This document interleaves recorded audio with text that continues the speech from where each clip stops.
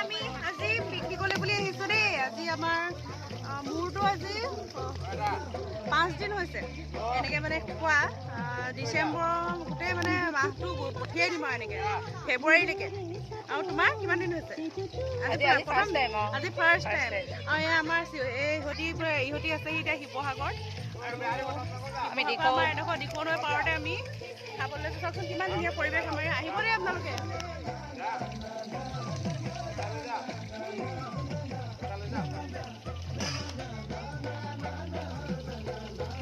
চব লাগি গৈছে দেই, একদম হাতে পাতে চবে লাগি গৈছে আৰু।